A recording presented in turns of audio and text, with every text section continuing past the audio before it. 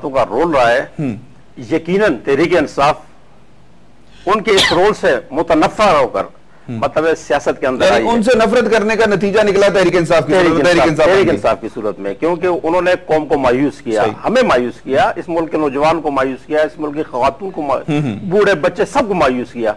उसके नतीजे में तहरीक इंसाफ वजूद में आई है। और तहरीक इंसाफ के अंदर मैं समझता हूँ कि इतनी जमहूरियत है कि इस तरह की जमहूरियत आपने किसी सियासी जमात के अंदर नहीं देखी होगी। हमारी सीसी हो, हमारा सूबाई प्लेटफॉर्म हो, हम जितनी क्रिटिसिज्म अपनी मतलब क्यादत पर कर सकते हैं, उसकी पॉलिसियों पर कर सकते हैं, इवन अपने मंशूर पर कर सकते हैं, ऐसा किसी जमात के अंदर नहीं होता। और इसकी वजह से हमारी जमात को माजी के अंदर मुतअद्दिद मौक़ों पर नुकसान भी उठाने पड़े। एक सवाल यहां कर लूं जी जी कि क्या आपने कभी अपनी इस क़यादत पे यह एतराज नहीं किया कि जो करप्ट माफिया आपने दोबारा अपनी पार्टी में शामिल कर ली है, उसकी वजह से आपकी पार्टी को जो नुकसान हुआ है, कभी आपने अपनी क़यादत को नहीं उसे रियलाइज कराने की? सर ये आप समझते नुकसान हुआ, हम तो नहीं समझते कि हमें नुकसान हुआ। अच्छा, फायदा हुआ है? जी बिल्कुल, वो सीटें सीटें की बात नहीं है। देखें हम तो मतलब एक, अब मैं आपको बताऊं, मुझे सिर्फ एक चीज बताइए, इसी में ऐड कर लीजिए कि ये कौन से उसूलों की सियासत है पाकिस्तान में जो आप लोग कर रहे हैं? ये भी तो वही चीज हो रही है जो बाकी सियासी जमातें कर रही हैं। फिर आपके नसूलों, इमरान खान साहब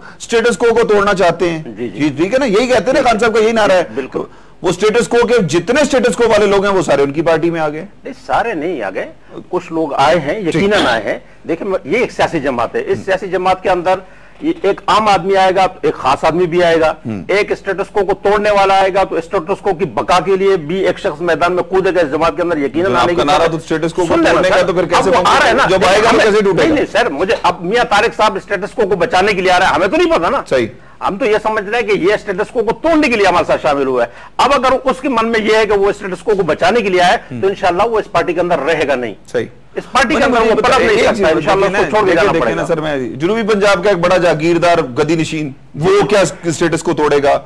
अच्छा, रहीम यार खान भावलपुर का एक बड़ा जिम्मेदार जो शुगर माफिया का किंग कहा जाता है जिसको, वो क्या स्टेटस को तोड़ेगा? जिसके कहने पर शुगर की प्राइस पाकिस्तान में कंट्रोल होती है, ठीक है, वो क्या स्टेटस को तोड़ेगा?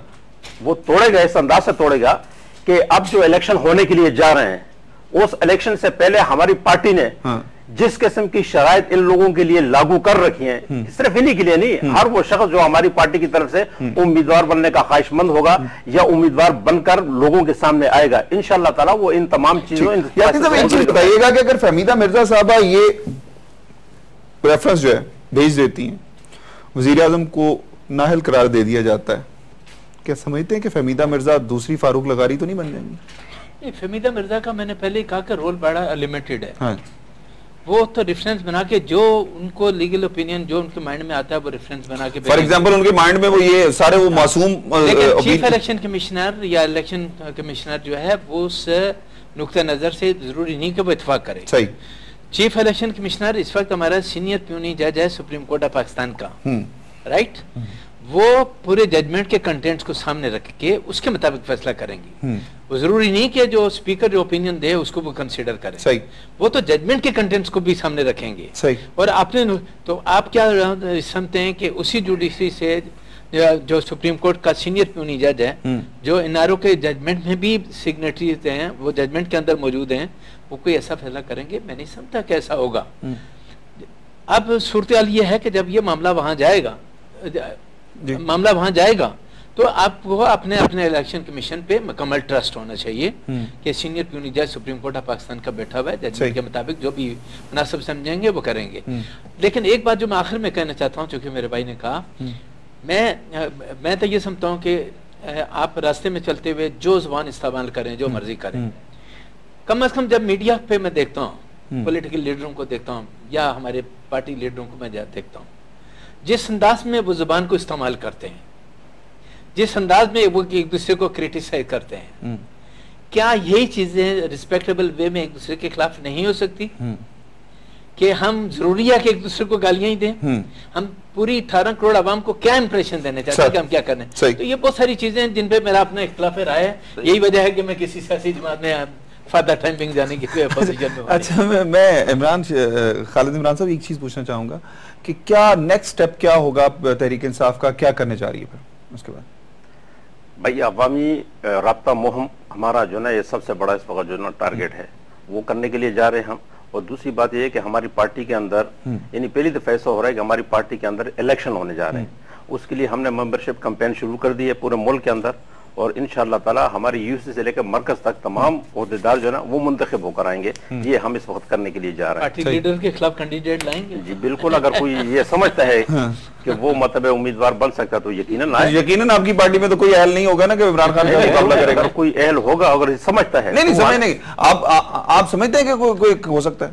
भाई मैं अपने लिए तो समझ सकता हूँ कि मैं नहीं हूँ। अच्छा, किसी और के बारे में मैं नहीं कहता। चलें, यकीनन बहुत शुक्रिया खालिद इमरान साहब, यासीन एडवोकेट साहब, मैं आपका बड़ा मशकूर हूँ, आपने वक्त निकाला। नाज़रीन, हमने पीपल्स पार्टी और मुस्लिम लीग नवाज को भी दावत दी थी कि वो भी आते अपना मौक़िफ़ बयान करते इस सारे इशू में और क्या उनका पॉलिटिकल स्ट्रेटजी होती आगे, उसका उनका मौक़िफ़ सामने आता, लेकिन चंद नागुज़ीर वजूहा की बिना पर मुस्लिम लीग नून और नवाज और पीपल्स पार्टी के जो रहनुमा थे वो नहीं पहुंच सके। लेकिन एक चीज़ मैं आपको जाते जाते बताता चलूँ, यासीन साहब ने कहा था कि हमारे लीडरान जो है ये जो मीडिया पर गुफ्तगू करते हैं, जो लैंग्वेज इस्तेमाल करते हैं, ये क्यों करते हैं?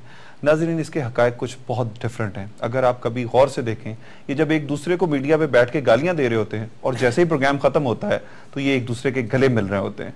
ये हमारे लीडरों का जो कौमी एक वतीरा बन चुका है वो ये होता है कि इनके मफादात सब लीडरों के एक साथ हैं। इनके सब जब मफादात मुश्तरक होते हैं तो फिर ये सब लोग इकट्ठे हो जाते हैं। जहां मफादात क्लैश होते हैं वहां एक दूसरे के खिलाफ बयानबाजी, गालम गलोच ये जरूर करते हैं, लेकिन फिर उसके बाद ये वापस इकट्ठे हो जाते हैं। ये हमारी सियासत का इस वक्त सबसे बड़ा अलमिया, सबसे बड़ा बहरान कहा जा सकता है कि हमारे यहाँ शख्सियत परस्ती इतनी हो गई है कि अपने चोर लीडर को बचाने के लिए भी हमारी पार्टियों के जो रहनुमा हैं वो आकर इतनी डिटाई से झूठ बोलते हैं कि जिसका पूरी कौम को पता होता है, अंदाजा होता है हर चीज का कि ये शख्स झूठ बोल रहा है। मीडिया की वजह से अब कौम में इतना शऊर आ चुका है कि उन्हें हकायक का पता होता है। अब ये कौम का ही फैसला होगा कि अगले इलेक्शन में कौन इस कौम की हुक्मरानी, कौम पर हुक्मरानी करेगा, कौन इस मुल्क की इस बहरान ज़दा कश्ती को इस भंवर से निकालेगा, ये अवाम का फैसला होगा। इसके साथ ही अपने मेजबान मियां तारिक को इजाजत दीजिए। अल्लाह निगहबान। पाकिस्तान जिंदाबाद।